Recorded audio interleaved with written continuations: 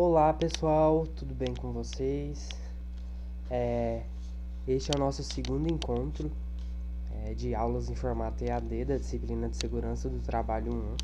Então, nesse dia 11 de maio, eu vou fazer um apanhado geral do que a gente viu na disciplina até agora e vai funcionar basicamente como se fosse uma revisão para a nossa prova que nós vamos fazer na próxima semana. Vocês vão ver, gente, que basicamente eu aproveitei todos os slides que eu já havia passado para vocês anteriormente, fiz um apanhado geral deles, só para a gente poder relembrar um pouquinho, né, porque ficamos muito tempo sem atividades presenciais, então só para dar uma relembrada no que é mais importante assim para fins da disciplina e também para fins de aplicação de prova, para que vocês possam estudar, ter um direcionamento legal do que focar dentro do conteúdo para estudar para a prova. Então vamos lá?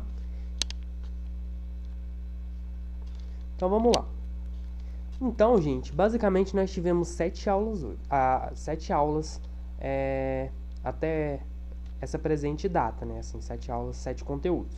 O primeiro foi lá do início, a primeira aula, que a gente tratou um pouquinho sobre o histórico da segurança do trabalho, certo? Então, nessa aula a gente falou sobre Revolução Industrial, como se deram as primeiras leis de segurança do trabalho, tanto em nível mundial quanto em relação ao Brasil e tudo mais. Então, vamos fazer um apanhado geral, vamos tentar fazer uma revisãozinha da aula 1 sobre histórico da segurança do trabalho.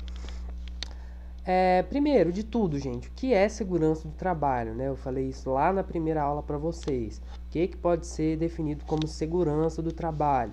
Então, segurança do trabalho, gente, basicamente é o conjunto de medidas que são adotadas visando minimizar e também eliminar os acidentes de trabalho, doenças ocupacionais e também tem como objetivo proteger a integridade dos trabalhadores e sua capacidade de trabalho, ou seja, o conjunto de normas e procedimentos que visa proteger a integridade física e a capacidade de trabalho dos trabalhadores.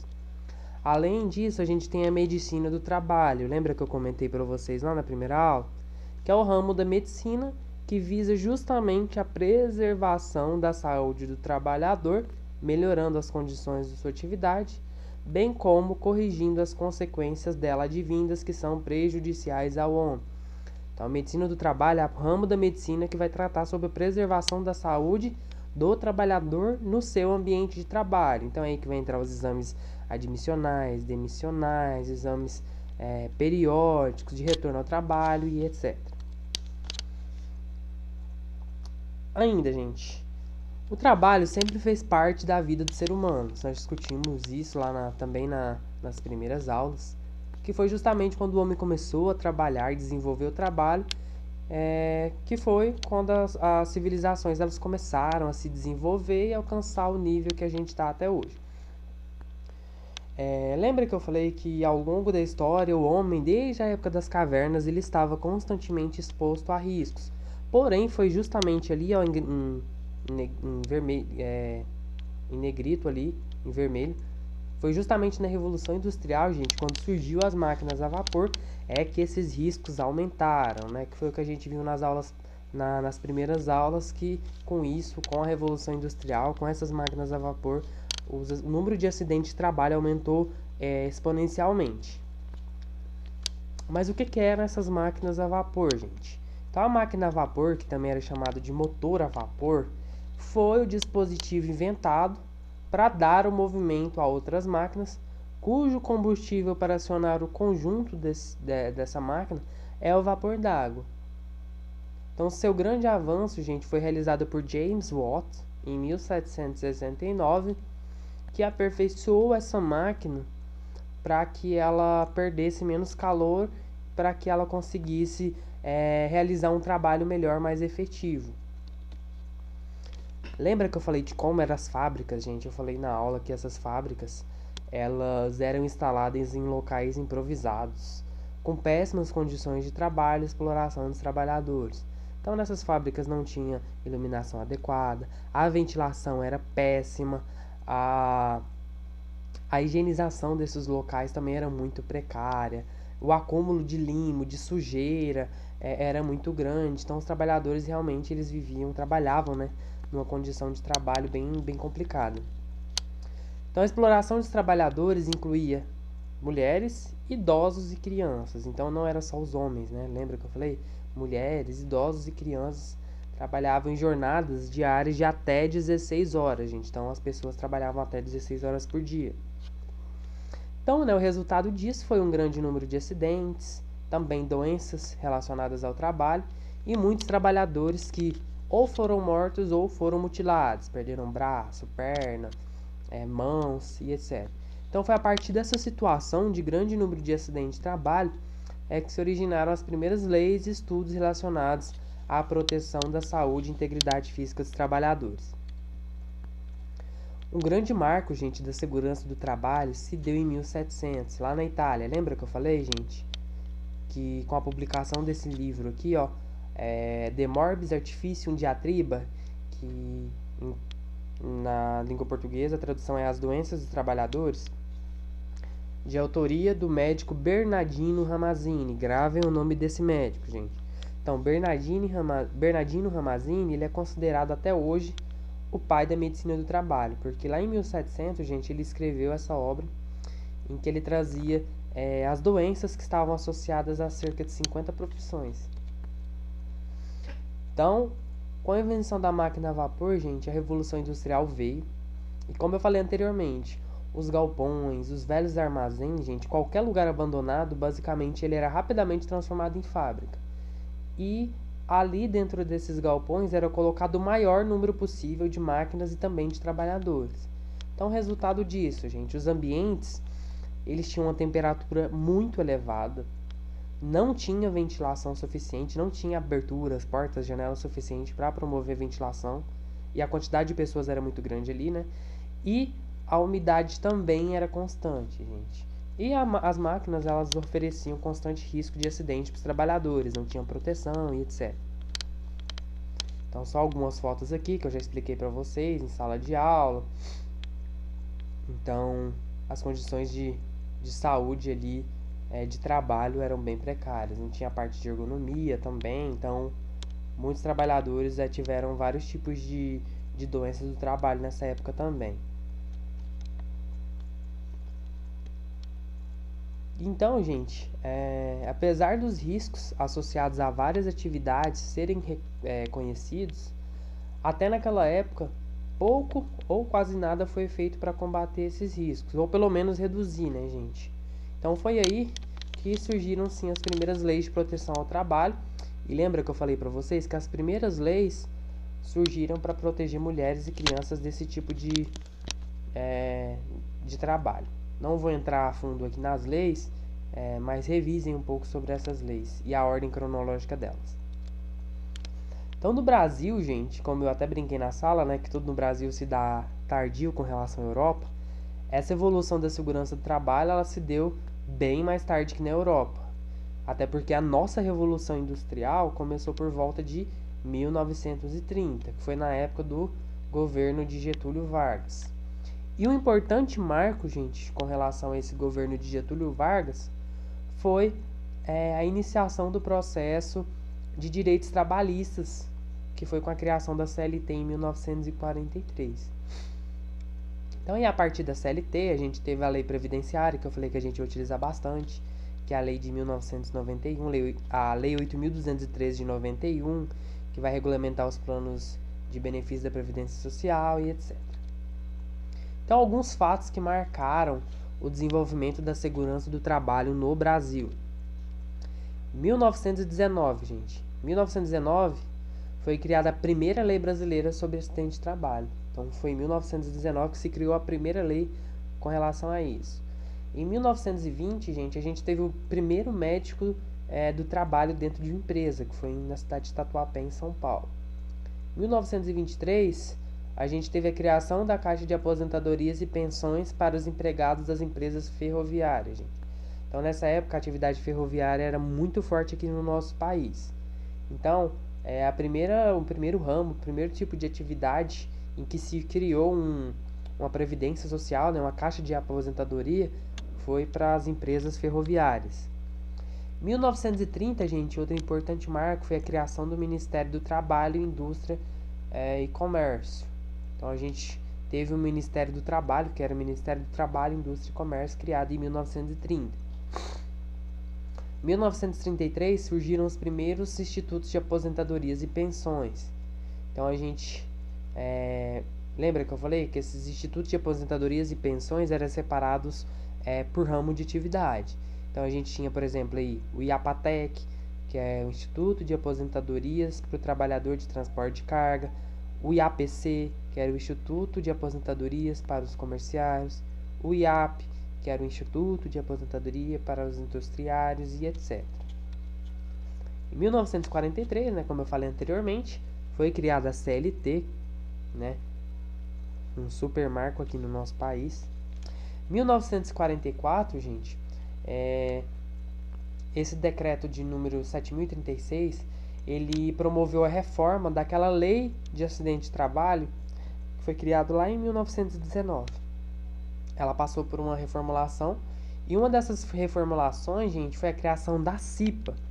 Então a CIPA, gente, basicamente ela foi regulamentada em 1944. 1966, gente, é quando surgiu aí o que a gente chama hoje de INSS, que antigamente era INPS. 1966 unificou-se, né, esses institutos de aposentadoria, que antigamente era por ramo de atividade, aqui passou a ser único. 1974, gente, foi quando criou-se os primeiros cursos para a formação de profissional de segurança, higiene e medicina do trabalho. 1978, gente, importantíssimo, né, criação das normas regulamentadoras, que são as NRs, gente. Então, nessa ocasião aqui, em 1978, foram criadas 28 NRs. Hoje a gente já tem, ou já teve no caso, né, 37 NRs que entraram em vigor. 1986, né, muito importante, a Lei 9.235 regulamentou a categoria do técnico de segurança do trabalho. Então aqui a profissão ela foi devidamente regulamentada. 1988, né, também muito importante, aconteceu a promulgação da nossa Constituição Federal, que é a que a gente tem até hoje em vigor, né, que é a Constituição de 1988, e também foram criadas as normas regulamentadoras rurais, porque até então a gente tinha normas regulamentadoras que abrangiam apenas a zona urbana. Aula 2, gente. Lembra que na aula 2 a gente viu sobre normas regulamentadoras. Então eu apresentei para vocês um apanhado geral de todas as 37 NRs que já entraram em vigor até hoje. Eu vou falar brevemente de algumas aqui, não vou falar de todas até para não ficar cansativo. Mas para fins de prova, gente, eu sugiro que vocês estudem principalmente as que eu vou falar aqui, porque pode ser que na prova eu pergunte sobre... Pode ser não, provavelmente eu vou perguntar sobre algum NR específico. Mas quando vocês estiverem estudando, gente, vocês vão notar quais que são as mais importantes. Pelo menos para o início do curso, assim, vocês vão conseguir ver isso. Então, o que é uma norma regulamentadora, gente? Que é o que eu falei, que a gente sempre abrevia NR. Essas NRs são orientações que vão definir todos os procedimentos que a gente deve adotar dentro de uma empresa e que elas devem ser aplicadas para proteger a saúde e a segurança dos profissionais. Ou seja, são recomendações, são procedimentos que a gente tem que aplicar dentro de uma empresa, em uma determinada área, para proteger a saúde e a segurança dos trabalhadores. Então, qual que é o objetivo de um NR? Então, seu objetivo, gente, é justamente estabelecer as regras que vão conduzir o trabalho dos funcionários da melhor forma possível, garantindo a integridade deles, criando um ambiente de trabalho mais seguro e minimizando a possibilidade de um acidente de trabalho, por exemplo. Então, as normas regulamentadoras, como eu falei ali anteriormente, elas entraram em vigor em 1978. E até hoje, a gente já teve 37 NRs que já foram implementadas. A NR1, gente, vou falar só de algumas. A NR1 é a NR sobre disposições gerais, que basicamente ela veio para determinar que todas as normas regulamentadoras, todas as outras normas, elas devem ser cumpridas por todas as empresas, sejam empresas privadas ou públicas, e também que elas devem ser aplicadas tanto no meio urbano como rural, e que essas empresas elas devem seguir orientações e obrigações, né, impostas pelo governo, e que os trabalhadores eles vão ter direitos e deveres, bem como os empregadores que vão ter direitos e deveres. Então aqui só o sumário da NR1, ela vai tratar de várias coisas, depois vocês podem ler com mais tempinho. A NR2, gente, eu falei pra vocês que ela foi que ela não tá mais em vigor, gente. Essa norma aqui ela não tá mais em vigor. A NR2 é a norma que trata sobre inspeção prévia, na verdade tratava, né? Que ela foi revogada. Ela determina que todo estabelecimento novo deverá solicitar aprovação de suas instalações ao órgão regional do Ministério do Trabalho e Emprego. Ou seja, basicamente essa norma ela vinha para falar o quê? Que antes de um estabelecimento novo abrir, seja um supermercado, seja uma loja, uma fábrica e etc., o dono desse estabelecimento deveria comunicar ao Ministério do Trabalho que ele iria abrir esse estabelecimento para que o Ministério do Trabalho enviasse um fiscal para fiscalizar se tudo ali, se as instalações daquele empreendimento estariam ok para que eles pudessem iniciar suas atividades. Porém, essa norma ela foi revogada e um dos embasamentos que eles utilizaram para revogar é que no Brasil a gente não dispunha, né, de um número muito grande de fiscais para estar realizando essas fiscalizações nesses estabelecimentos. Então, esses aqui foram alguns dos pontos que levaram essa norma a ser revogada. A falta de estrutura dos órgãos reguladores, né, que é o que eu falei anteriormente, a gente não tem fiscal o suficiente para atender a demanda. A falta de cumprimento da lei, gente, por quê? A NR2, ela existe tem muito tempo, porém a aplicação dela já não existe há muito tempo, porque muitos empresários, muitos empreendedores nem sabem da existência dessa norma e da obrigatoriedade de fazer esse procedimento de solicitar ao Ministério do Trabalho que algum fiscal venha para fazer a fiscalização ali. E redução de burocracia também, gente, porque o cumprimento da NR2 era, para quem seguia, né, para quem seguia a norma, ele era altamente burocrático, né, e saía relativamente caro para os empresários. A NR4, gente, é sobre o SESMIT. Essa norma é bom vocês terem atenção com ela um pouquinho. O SESMIT, gente, lembra que eu falei? O SESMIT é composto por por 5 profissionais legalmente habilitados na área de segurança do trabalho.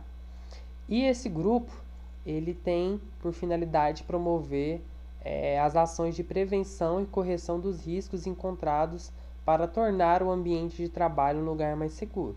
Ou seja, é um grupo composto por profissionais formados nessa área, legalmente habilitados, com o objetivo de tornar o ambiente de trabalho do trabalhador mais seguro.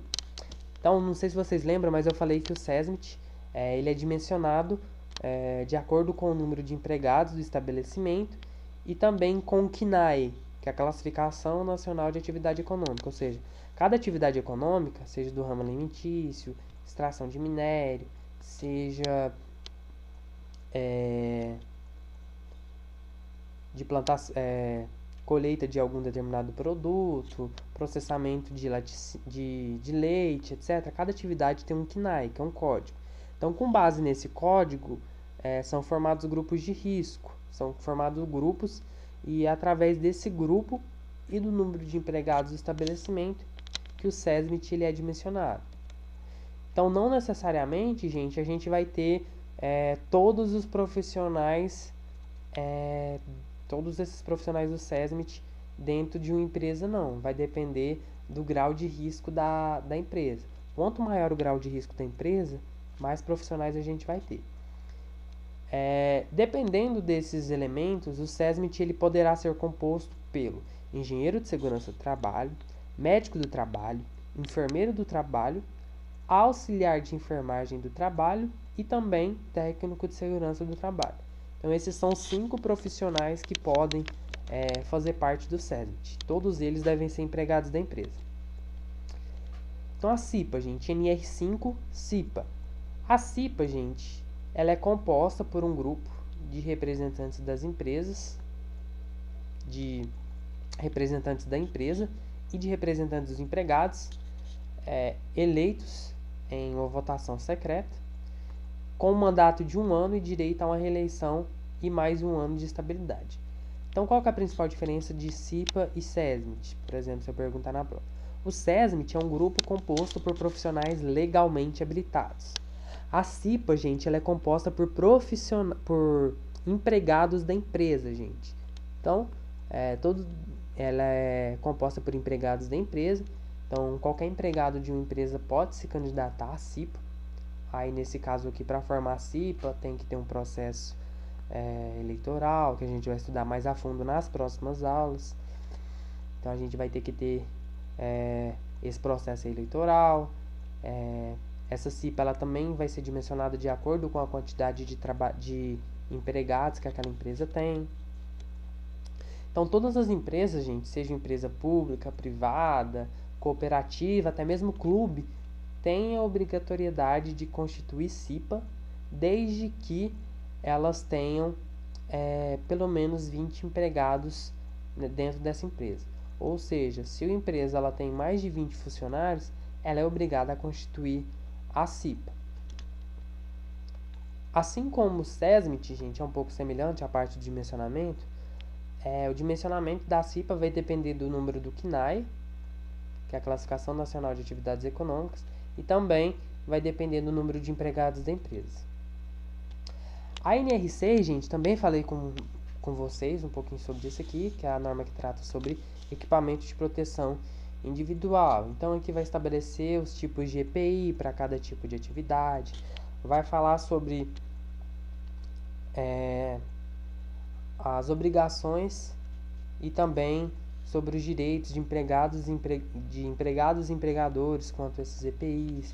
Vai falar que o empregador ele deve fornecer gratuitamente o EPI para o funcionário, ele não pode cobrar por isso. Ele também tem que fornecer o treinamento para o uso correto dos EPIs e etc.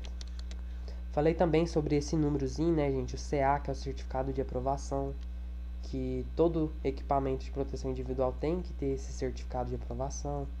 Então, todos os tipos de equipamentos, a gente comentou sobre isso na aula. A NR7, gente, é a NR que fala sobre PCMSO, que é o Programa de Controle Médico de Saúde Ocupacional. Basicamente, é a norma que vai estabelecer a obrigatoriedade dos exames médicos dentro de uma empresa. Então, vai falar sobre os exames admissionais, exame de mudança de função, exame periódico, de retorno ao trabalho e também o exame demissional. Esses são os 5 tipos de exame que vão estar dentro da NR7. A NR15, gente, pulei um pouquinho, vai falar sobre atividades e operações insalubres. Vocês vão estudar muito em higiene ocupacional 1 e 2. Então, a NR15 ela vai definir as atividades que são consideradas insalubres. O que são atividades insalubres, gente? São atividades que podem causar algum prejuízo à saúde do trabalhador. A NR15 ela vai também estabelecer os limites de tolerância de diversos tipos de atividade. Então, ela vai estabelecer, por exemplo, o limite máximo de ruído que o organismo do trabalhador pode suportar sem causar um prejuízo para a saúde desse trabalhador. O limite máximo de exposição, por exemplo, ao calor, sem que isso cause algum prejuízo à saúde do trabalhador. Então, a NR15 ela veio justamente para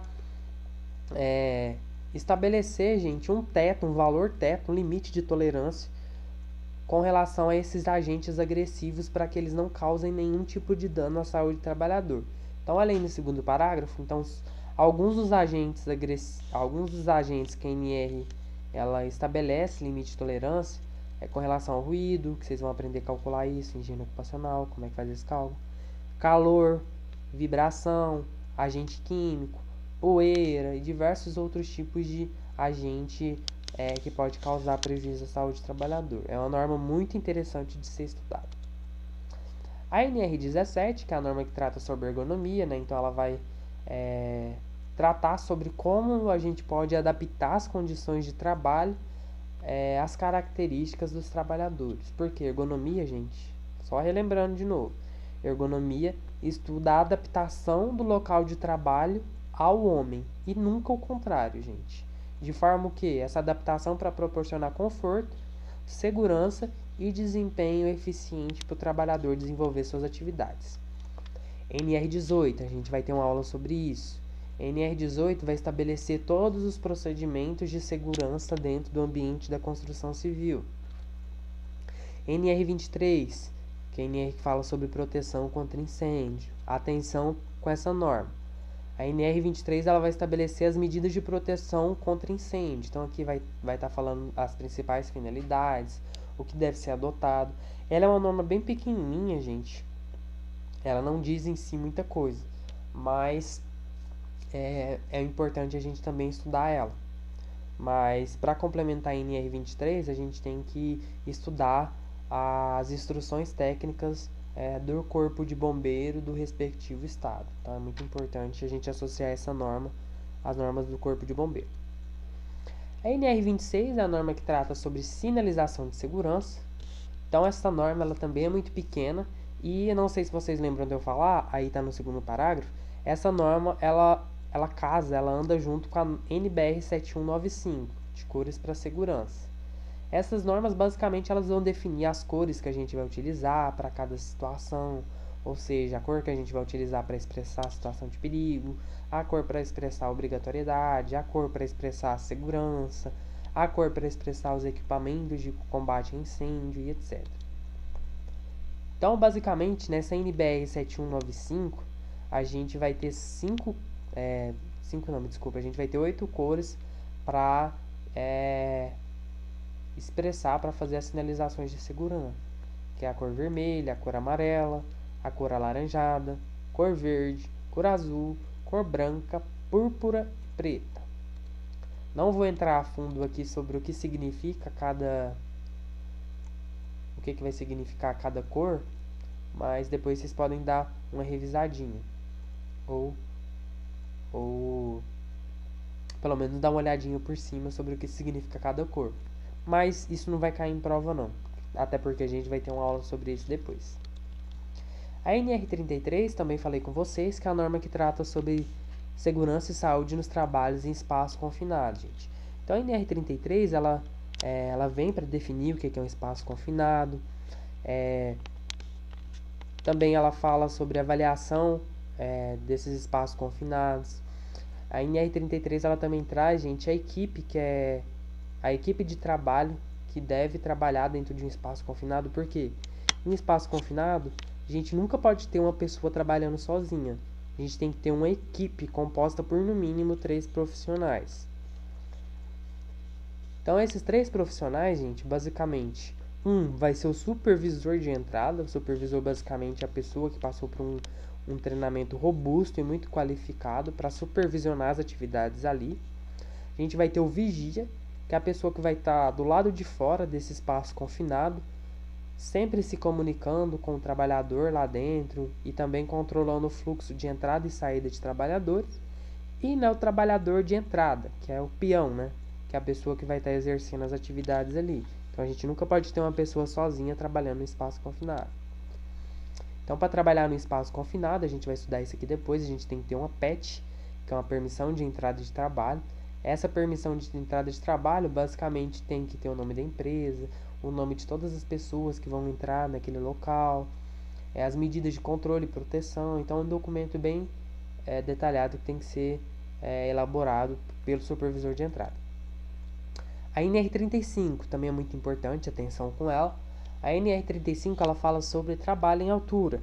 Então a NR35, gente, ela vai falar sobre todos os procedimentos, todos os requisitos mínimos que devem ser obedecidos para que os trabalhos em altura eles sejam realizados com segurança. Então, aula 3, gente. Então, por fim, chegou ao fim, né, a revisão da aula 2. Então, agora a aula 3. Aspectos éticos, sociais e econômicos da segurança do trabalho. Lembra que eu comentei com vocês sobre os aspectos sociais, os aspectos éticos e econômicos da segurança do trabalho? A gente até comentou em sala de aula que quando um acidente de trabalho ele, ele acontece, ele não vai atingir só a pessoa, só a família da vítima, não. Ele vai atingir em larga escala toda a sociedade. Por quê? Aspecto social. Quando um acidente de trabalho acontece e o trabalhador ele fica afastado por mais de 15 dias, por exemplo, o INSS ele vai arcar com o salário, com a despesa desse trabalhador. Então acaba que esse dinheiro que está servindo para pagar um trabalhador afastado porque ele sofreu um acidente de trabalho é um dinheiro que poderia estar sendo aplicado em outra área, na área da saúde, investimento em infraestrutura, educação e etc. Aspectos éticos e humanos, gente, porque quando o acidente de trabalho ocorre, lógico que a pessoa mais atingida vai ser justamente a pessoa que sofreu o acidente. Porque às vezes ela pode perder um pé, pode perder a mão, pode sofrer uma lesão muito grave, ter uma doença ocupacional, até mesmo morrer, né? Então, nada, e também porque nenhum dinheiro paga o valor, né, de uma mão, de um braço, de uma vida. E os aspectos econômicos, por quê, gente? Voltando ao assunto, se a pessoa ficar afastada por muito tempo, por mais de 15 dias ou por meses, por exemplo, isso pode afetar a saúde pode afetar a parte a questão financeira da família. Por quê, gente? Às vezes algum outro familiar vai ter que sair do serviço para cuidar desse trabalhador. Outra coisa, o dinheiro que o INSS paga quando o trabalhador ele fica afastado não corresponde a 100% do salário do trabalhador, não, gente. É um valor menor que o INSS paga. Vocês vão aprender isso durante o curso. Então, tudo isso vai afetar a parte econômica do trabalhador também, dentro de casa. Aula 4, gente. Aula sobre as causas do acidente de trabalho. Então, acidente de trabalho, gente, lembra que eu falei que tem dois conceitos. Conceito legal e conceito prevencionista. Então, o conceito prevencionista ele é mais utilizado pelos profissionais da área de segurança e saúde no trabalho.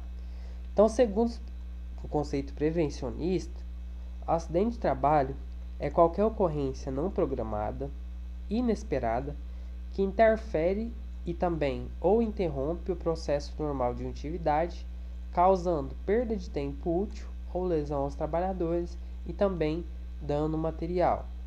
Então, de acordo com esse conceito, mesmo algum tipo de ocorrência, algum tipo de acidente que não resulte lesão ou dano material, devem ser considerados acidentes de trabalho. Ou seja, basicamente o conceito prevencionista é aquele que considera que qualquer acontecimento inesperado, não programado, mesmo que ele não resulte em nenhuma lesão ao trabalhador e nenhum tipo de dano material, algum tipo de perda material, deve ser encarado como acidente de trabalho. No slide completo dessa aula, vocês vão entender melhor sobre isso. E o conceito legal, gente, a gente tem dois, mas aqui nessa aula eu vou falar só sobre um, que é o da Lei 8.213, que é a Lei Previdenciária, é aquele que diz que acidente de trabalho é o que ocorre pelo exercício do trabalho a serviço da empresa ou pelo exercício do trabalho de segurados, provocando lesão corporal ou perturbação funcional que cause a morte ou a perda ou redução permanente ou temporária da capacidade para o trabalho. Então, gente, notem que, de acordo com o conceito legal, para ser encarado como um acidente de trabalho, deve-se provocar lesão corporal ou então perturbação funcional que cause a morte ou a perda de alguma capacidade de trabalho por parte do trabalhador. Então, lembrando, gente, o que é lesão corporal? Havia falado isso na aula. É qualquer tipo de dano que comprometa o organismo do trabalhador, desde uma ferida, machucado, uma escoriação, uma fratura ou até mesmo a perda de um membro. E perturbação funcional, gente, é diferente de lesão, viu? Lesão corporal é uma coisa. E perturbação funcional, gente, é o comprometimento do funcionamento dos sentidos ou dos órgãos do corpo. Então, perturbação mental, deficiência do pulmão, e qualquer tipo de redução da capacidade, redução do funcionamento de algum órgão do trabalhador. Então, ainda de acordo com a Lei 8.213, gente, podem ser considerados acidentes de trabalho também tanto a doença profissional quanto a doença do trabalho. Vamos ver se vocês lembram qual que é a diferença entre as duas. Então, a doença profissional, gente, tá até aí sublinhado, são aquelas produzidas ou desencadeadas pelo exercício do trabalho peculiar a determinada atividade. Ou seja, uma doença, ela é dita doença profissional quando aquela doença ela é desencadeada, ela está relacionada diretamente com uma atividade em específico. Vejamos, daqui a pouquinho a gente vai ver alguns exemplos. E a doença do trabalho, gente, é aquela, ali no segundo parágrafo, que ela tem origem na atividade do trabalhador, porém, gente, ela não está associada a uma função em específico. Então, a doença profissional, ela está associada a uma função específica. A doença do trabalho, não. Ela está relacionada com as condições em que a atividade ela é realizada. Então, ela está relacionada, por exemplo, se a atividade é realizada em pé, se a atividade é realizada sentada, se a pessoa carrega muito peso. Então, tipo assim, não está relacionada à profissão específica, está relacionada à maneira como o trabalho é realizado. Então, exemplo de doença profissional, que está relacionada à profissão. Então, a silicose. Então, a silicose, gente, pessoas que trabalham com manipulação de concreto, areia, principalmente na construção civil, são pessoas que estão expostas à poeira da sílica. A sílica, ela causa silicose, que é o enrijecimento do pulmão, que vai causar dificuldade respiratória no trabalhador. Bicinose, gente, está relacionada ao que? A poeira do algodão. Então, o algodão ele tem uma poeira. À medida que o trabalhador ele inala essa poeira nessas atividades que estão relacionadas à manipulação do algodão, essa poeira lá dentro, o pulmão do trabalhador, também causa enrijecimento e causa uma doença respiratória. A asbestose, gente, lembra que eu falei sobre o amianto? Então, o amianto, gente, pessoas que trabalham com a manipulação desse tipo de produto, do amianto, essas pessoas elas estão sujeitas a inalar o pó do amianto, e a inalação desse pó do amianto ele também causa uma doença profissional, que é a asbestose, que também causa redução da capacidade respiratória do trabalhador. São alguns exemplos, gente. Vocês conseguem achar vários exemplos aí. Então, a doença do trabalho, gente, não está relacionada a uma profissão específica. Pode ser ela pode ser adquirida em diversos tipos de atividade. Uma delas, gente, é a perda auditiva. Porque, gente, o barulho, o ruído, ele não está associado ele não está presente em só um determinado tipo de atividade. Ele está presente em diversos ramos das atividades industriais. Então, ruídos excessivos, gente, dependendo da exposição prolongada desse ruído, pode causar a perda auditiva do trabalhador. Hérnia de disco, né, a gente até discutiu, brincou sobre essa imagem. Então, pessoas que trabalham carregando muito peso, né, mais peso, inclusive, do que essa pessoa suporta, isso pode gerar dores na coluna e, consequentemente, pode causar hérnia de disco. São só alguns exemplos de doença do trabalho. Ainda, gente, não são consideradas doença do trabalho, gente. Isso aqui está lá naquela lei previdenciária. São coisas que não entram dentro não são consideradas acidente de trabalho. Doença degenerativa, ou seja, diabetes, artrose, Parkinson, câncer, não é considerado acidente de trabalho.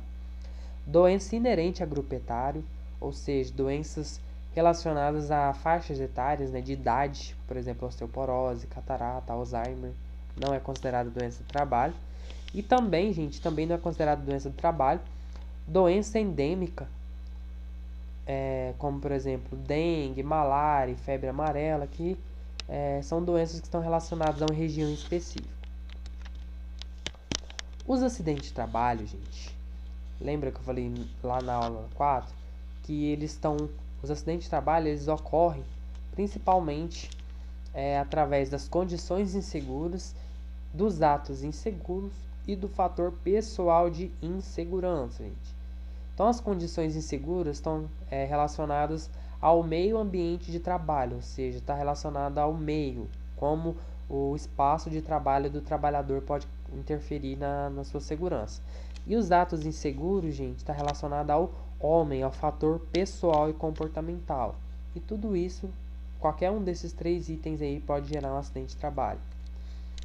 Então, primeiro, vamos falar sobre as condições inseguras. Normalmente, as condições inseguras representam 20% dos acidentes de trabalho, gente. Então, resumindo, as condições inseguras são as condições do meio, são as condições presentes no ambiente de trabalho que podem colocar em risco a integridade física e também mental do trabalhador. Vejamos exemplos. Então, quais são as condições do ambiente que podem interferir na saúde e na segurança do trabalhador?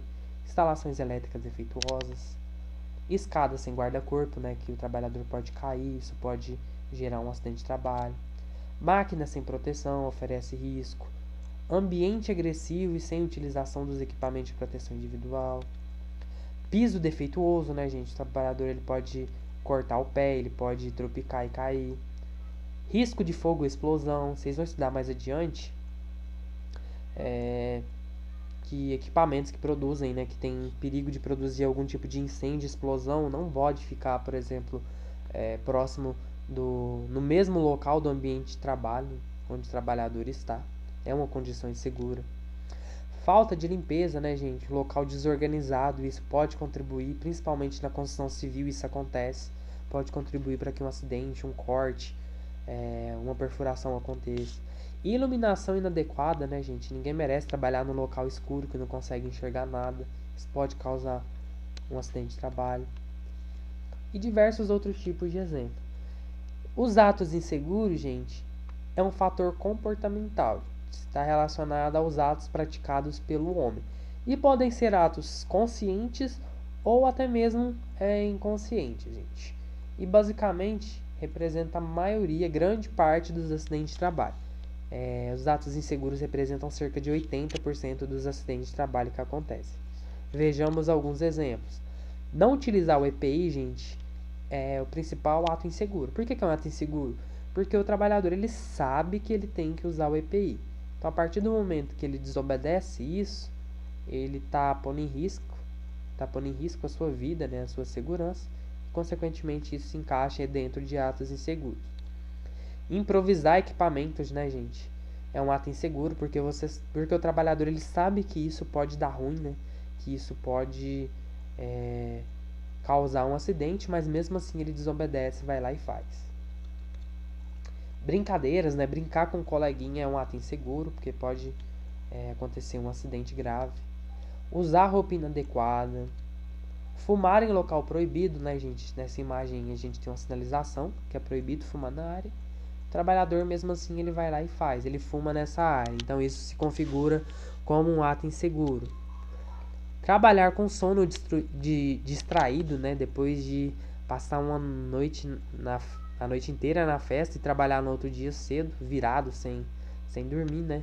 E isso pode gerar um acidente de trabalho, gente. Porque o sono, né? A distração pode gerar um acidente grave. Desviar a atenção do colega no local de trabalho, né? Então ficar chamando atenção, brincando. Isso pode levar, por exemplo, nesse caso aí, né, da imagem, acionar sem querer uma alavanca, isso pode gerar um acidente de trabalho. Ficar sob cargas suspensas, né, gente? Isso é totalmente proibido, é contra as normas de segurança.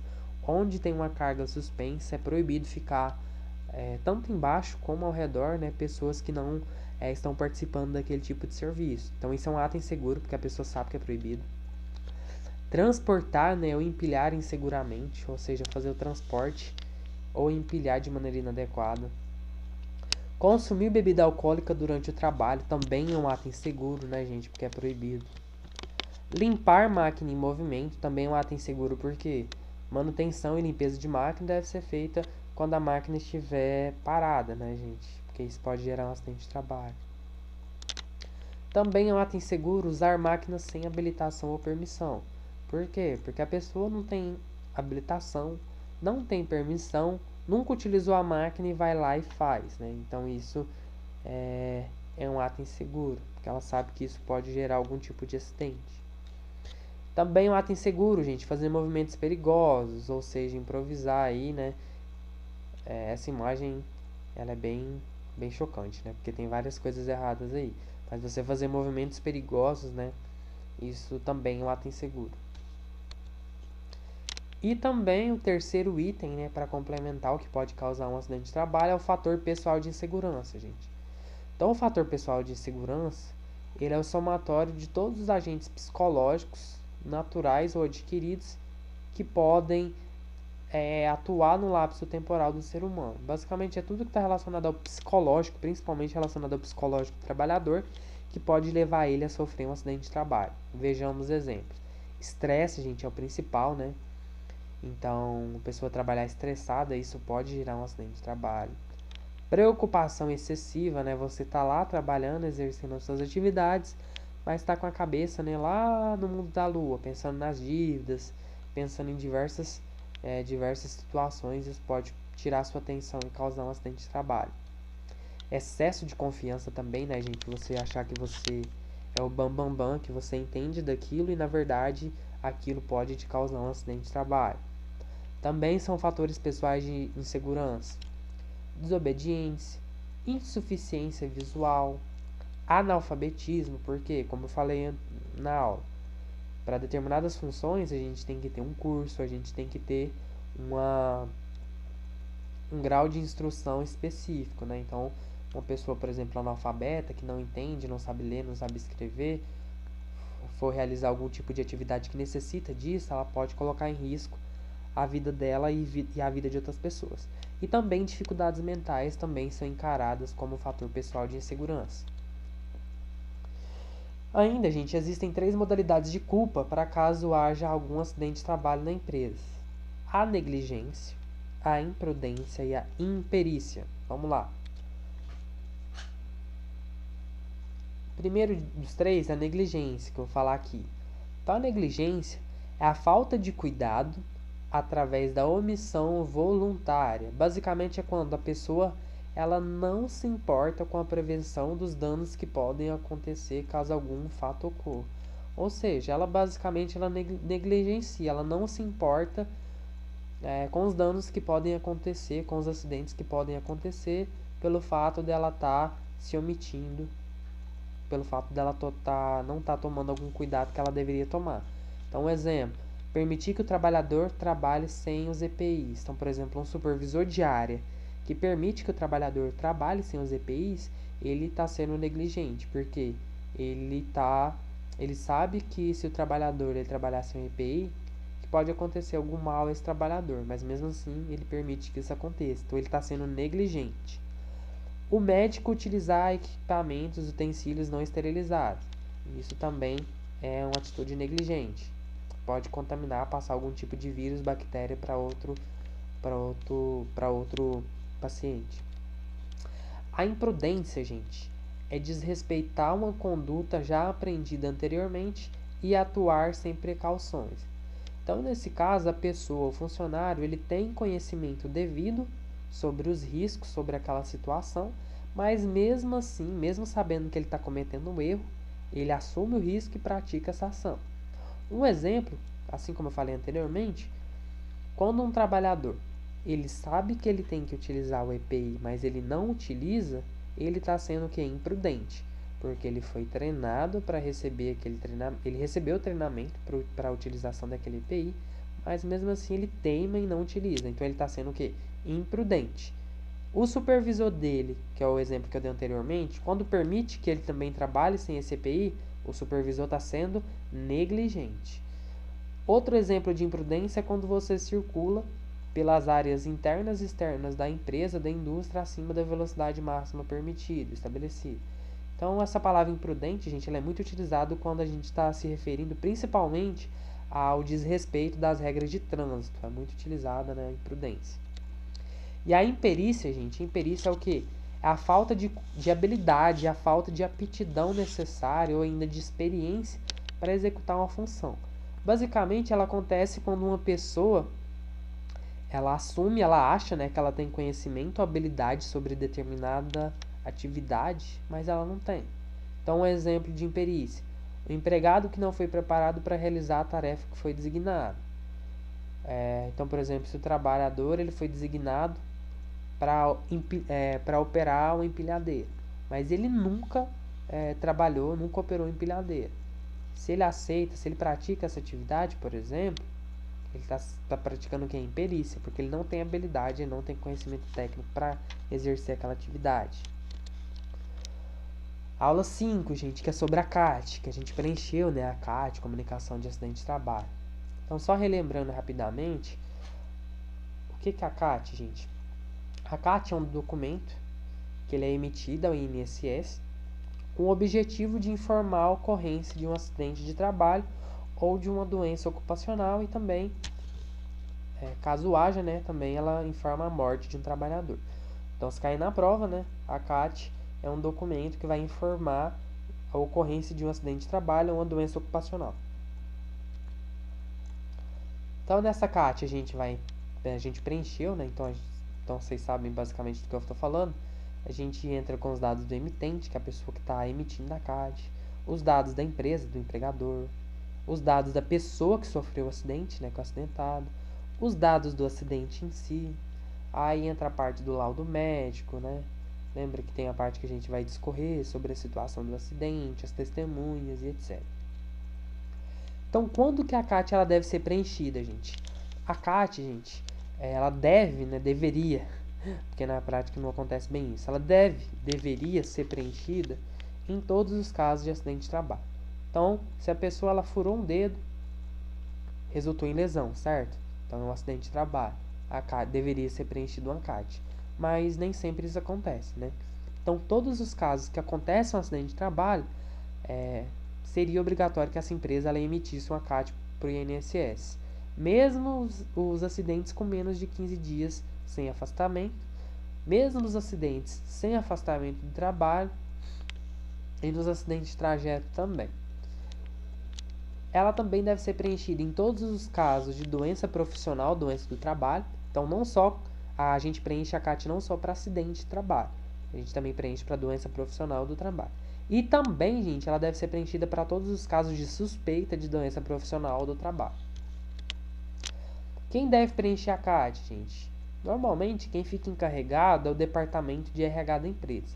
Mas a obrigatoriedade, né, gente, é da empresa em si. Mas normalmente é o setor de RH que preenche essa CAT. A CAT, gente, basicamente, a gente viu que a gente pode preencher ela online ou manual, né? A gente, basicamente, quando preenche uma CAT, deveria ser emitidas 4 vias. A primeira é que a gente preenche e envia ao INSS, né, que a gente pode fazer isso pelo site. Uma cópia a gente tem que entregar para o segurado, para a pessoa que sofreu o acidente, ou para um dependente, né, caso essa pessoa venha a óbito. Uma terceira via fica com o sindicato da classe do trabalhador e a quarta via fica arquivada na empresa. Então, basicamente, a gente deveria emitir 4 vias para essa CAT. O que eu falei anteriormente, gente. Na falta de comunicação, ela poderá ser preenchida pelo acidentado, ou seja, essa CAT ela poderá ser preenchida pelo acidentado, pelos seus dependentes, pode ser preenchida pelo médico que atendeu ou também por alguma autoridade pública. Então a CAT, gente, ela pode ser preenchida pelo acidentado, pelo dependente, pelo médico que atendeu ou por alguma autoridade pública. Porém, gente, por lei, a empresa ela é obrigada a preencher essa CAT, né, gente? Então tem até uma observação aí. A falta de comunicação, ou seja, a falta do preenchimento da CAT por parte da empresa, não exige a responsabilidade da multa aplicada ao caso. Então, o que significa isso? Que a empresa ela pode sim ser multada se o acidentado, principalmente, né, ele entrar, fazer uma notificação no Ministério do Trabalho. Então, como essa comunicação de acidente ela deve ser feita? Na ocorrência, gente. Então, o acidente, primeiramente, ele deve ser comunicado à empresa, né? E em caso de morte, gente, lembra que eu falei que em caso de morte na aula, falei sobre isso, é obrigatória a comunicação à polícia, à autoridade policial. Então, sempre que acontece a morte de algum trabalhador momentaneamente, tem que ser acionada a polícia. E, gente, essa CAT, a empresa vai ter até o primeiro dia útil seguinte ao da ocorrência do acidente para emitir a CAT. Então ela vai ter, até muita gente achou pouco esse prazo, né, mas ela está lá na Lei Previdenciária de número 8.213. Então a empresa tem até o primeiro dia útil seguinte ao acontecimento do acidente para emitir essa CAT. Então, quais são os tipos de CAT? Não sei se vocês lembram, mas a gente tem 3 tipos de CAT. O primeiro tipo é a CAT inicial. Então, a CAT inicial, gente, ela vai referir-se aos acidentes de trabalho típico. O que é acidente de trabalho típico? É aquele acidente que acontece num determinado momento, que não ocasiona, por exemplo, a morte do trabalhador. Então, por exemplo, machucou a cabeça, machucou o braço, por exemplo, fraturou a perna, isso é um acidente de trabalho típico. Também acidente de trajeto, né, que já não está mais sendo considerado na literatura como um tipo de acidente de trabalho. Doença profissional também entra dentro da CAT inicial. Doença do trabalho também entra dentro da CAT inicial. E óbito imediato, gente. Atenção para isso, principalmente para a questão de prova. Então, quando a pessoa ela morre imediatamente, por exemplo, ela sofreu um acidente, morreu no próprio local. O tipo de CAT que deve ser marcada, que deve ser emitida, é a CAT inicial. CAT de reabertura, gente. A CAT de reabertura vai ser aquele tipo de CAT utilizado para os casos de afastamento por agravamento de lesão de acidente de trabalho ou doença do trabalho ou também doença profissional. Basicamente aquela CAT, gente, que vai ser reaberta, por isso que ela chama CAT de reabertura, ela vem para notificar ao INSS um caso de afastamento devido ao agravamento sofrido por alguma lesão ou devido a uma doença profissional ou doença do trabalho. Então ela vem para comunicar ao INSS que um determinado trabalhador ele vai ser afastado devido a alguma consequência de alguma lesão que ele sofreu no acidente. E por último, né, o terceiro tipo de CAT é a CAT de comunicação de óbito. A CAT de comunicação de óbito ela vai ser emitida exclusivamente para os casos de falecimento decorrente de acidente de trabalho ou doença profissional ou doença do trabalho após o registro da CAT inicial. Então, para não confundir, gente. Se o trabalhador ele sofreu um acidente e morreu imediatamente no próprio local, a gente abre a CAT inicial. Vamos supor que ele sofreu um acidente, ele ficou no hospital por alguns dias e ele não resistiu, ele veio a óbito alguns dias após essa CAT inicial ela ter sido aberta. Aí vai ser aberta a CAT de comunicação de óbito. Por quê?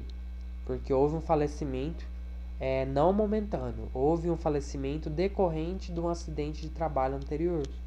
Então, não esqueça, se o acidente resultar em morte imediatamente, é a CAT inicial. Se o acidente resultar em morte alguns dias depois do acidente de trabalho, de 2 dias adiante, aí abre-se a CAT de comunicação de óbito. Então, informações adicionais, já havia falado isso em aula, né? Atualmente o processo da CAT ela é online, né? Mostrei para vocês como é que a gente faz o preenchimento online. Deixei até o link para vocês baixarem o arquivo, para vocês preencherem quando precisar, né? Porém, essa CAT ela também pode ser preenchida de forma manual. Vale salientar, gente, mais uma vez, né, repetindo, que não é possível corrigir a CAT pelo sistema. Então, quando a gente emite a CAT pelo sistema e a gente envia para o INSS, a gente não consegue corrigir ela pelo sistema. Aí, para corrigir, a gente vai ter que ir pessoalmente até um posto de atendimento do INSS para tentar fazer essa correção. Mas pelo sistema, infelizmente, a gente não consegue fazer essa alteração.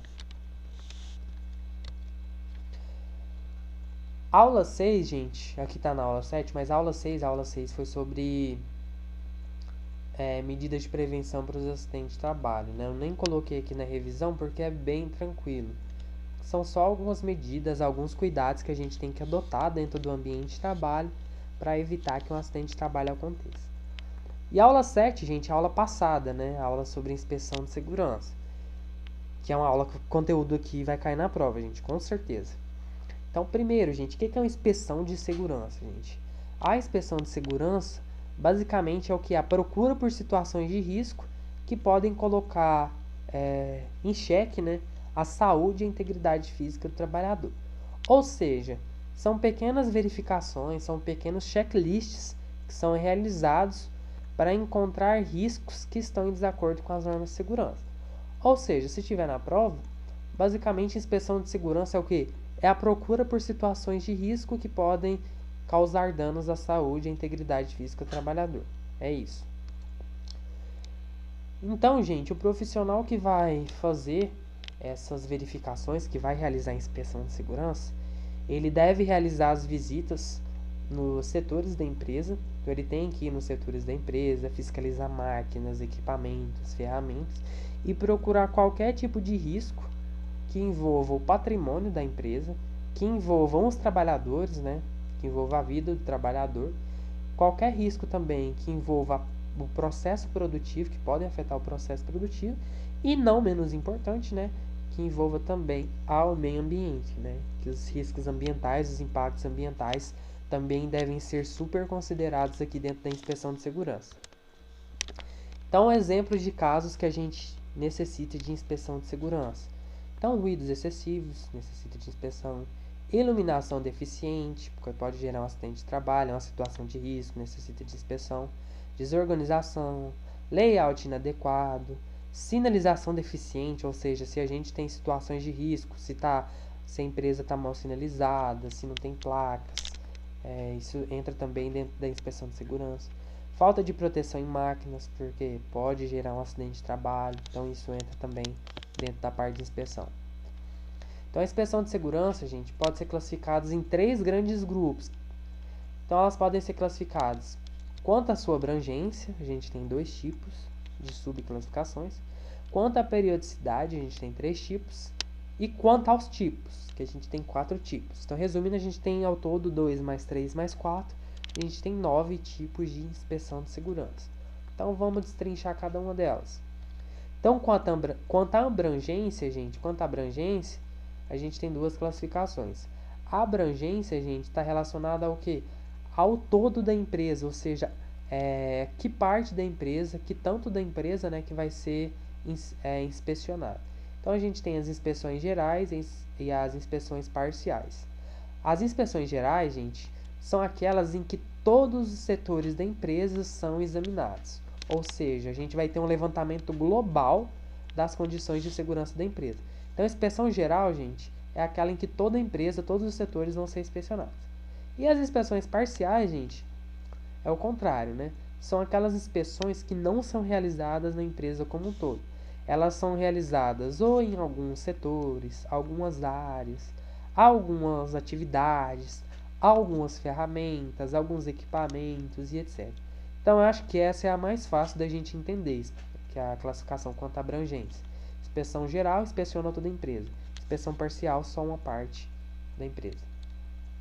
Quanto à periodicidade, gente, a gente tem 3 classificações. A primeira delas é a inspeção de rotina. As inspeções de rotina,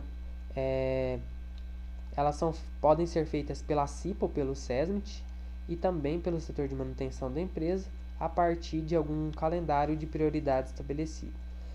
Mas principalmente, gente, as inspeções de rotina são realizadas principalmente pelos próprios trabalhadores em suas máquinas e ferramentas antes que eles iniciem as suas atividades. Então, quando a gente fala de inspeção de rotina, é aquela inspeção que é realizada todo dia, gente. Então, é basicamente aquela inspeção que vai ser realizada todo dia, principalmente pelo trabalhador que utiliza aquela máquina ou equipamento. Ou seja, todo dia antes do trabalhador utilizar aquele equipamento, aquela máquina, ele chegar lá e fazer uma vistoria para ver se está tudo ok antes de iniciar as atividades. Inspeção periódica, gente, ela é semelhante às inspeções de rotina, porém, elas não são feitas assim todos os dias. Elas são feitas em períodos de tempo espaçados. E as inspeções eventuais, gente, elas não têm data ou período determinado para acontecer. E essas inspeções eventuais, elas são aquelas inspeções que elas só acontecem quando algum problema emergencial acontece. Então, basicamente, quando algum evento inesperado acontece, aí essas inspeções elas são realizadas. Então, o último tipo, a última classificação, né, que é quanto aos tipos, a gente tem 4 tipos, né? As inspeções regulares, que são aquelas realizadas por todos os empregados da empresa em todos os momentos de sua atividade. Basicamente, esse tipo de inspeção regular é a mesma da inspeção de rotina, ou seja, o próprio trabalhador inspeciona suas atividades, máquinas e equipamentos. As inspeções oficiais, que são realizadas pelos inspetores, né? Pelos inspetores do Ministério do Trabalho e Emprego, são inspeções oficiais, são realizadas principalmente através de denúncia. As inspeções especiais, gente, são aquelas que são realizadas principalmente por técnicos, por pessoas especializadas.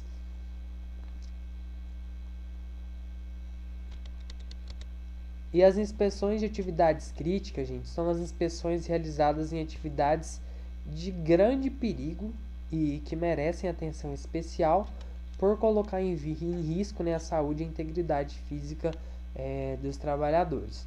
Então, são as inspeções das atividades que podem que colocam, na verdade, em risco a segurança e a saúde do trabalhador.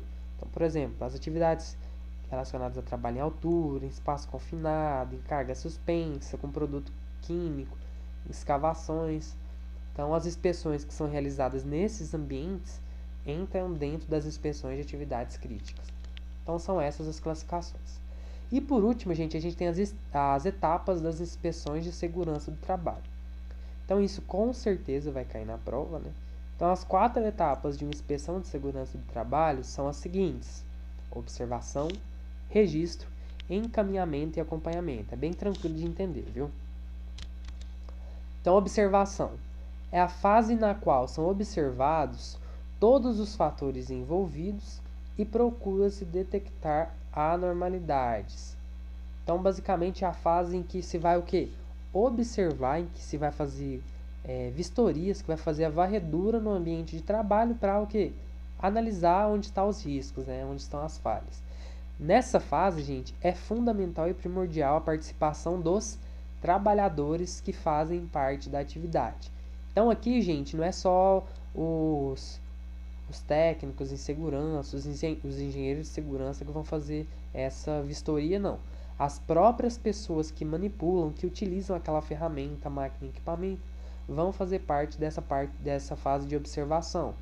Porque ninguém melhor que o próprio trabalhador, né, para saber os riscos a que ele está exposto. Depois de observar esses riscos, aí a gente vai para a parte de registro, né? A parte de registro é a parte, aí entra a parte técnica do profissional de segurança, né? Então, o profissional de segurança, gente, ele vai elaborar um relatório de inspeção com tudo que foi observado na fase anterior e ele também vai elaborar medidas para a correção desses riscos. Ou seja, na observação são observados os riscos. Na fase de registro, esses riscos eles vão ser colocados no papel, né? Onde vai ser montado um relatório de inspeção com todas as falhas, com todas as anormalidades. E também nesse relatório de inspeção vai ter todas as medidas, todas as propostas de correção. Encaminhamento, gente. Depois de feito esse relatório de inspeção, vai ser o que? Vai ser encaminhado aos gerentes da empresa, né? Esse relatório com as propostas para a correção daqueles riscos que foram encontrados no ambiente de trabalho. Então, pode ser solicitada a instalação de uma determinada peça, máquina, equipamento, o conserto, o reparo, a compra de outro equipamento, né, a troca de outro equipamento, e também todas as providências necessárias, né, de acordo com o caso específico, a fim de resolver aquela situação de risco. Então, a fase de encaminhamento aí é a fase também que vai gerar o que? Vai entrar a parte financeira, né, da empresa, que vai entrar os gastos. Porque para corrigir as falhas, para corrigir os riscos, consequentemente, vai demandar dinheiro, né, para trocar uma máquina, equipamento, etc. Então, é aqui a fase de encaminhamento, onde vai ser encaminhada a proposta para a correção dos riscos. E por último, né, gente, a fase de acompanhamento, gente. Então, para finalizar tudo, é necessário acompanhar para ver se tudo o que foi colocado dentro do relatório de inspeção devidamente está sendo executado, está sendo cumprido ali para corrigir os riscos que foram detectados lá na fase de observação. Então é isso, gente. Essa aula é um apanhado geral Acho que deu uma horinha só, né? Mas a gente teve muito mais que isso nas nossas aulas. Espero que essa videoaula sirva pelo menos para dar uma revisão geral do que a gente estudou até hoje. Peço por favor para que, além de estudar essa videoaula, para ver essa videoaula, que vocês estudem mesmo assim todos os materiais, todos os slides que eu já passei anteriormente. Mas acredito que essa videoaula já vai dar uma relembrada legal para que vocês consigam fazer a prova e ter bastante êxito, se Deus quiser que vocês consigam tirar uma boa nota, tá bom? Qualquer dúvida é só chamar lá no grupo de WhatsApp, que eu vou estar disponível para tirar as dúvidas de vocês, tá bom? Boa sorte, fiquem com Deus e até mais. Tchau, tchau.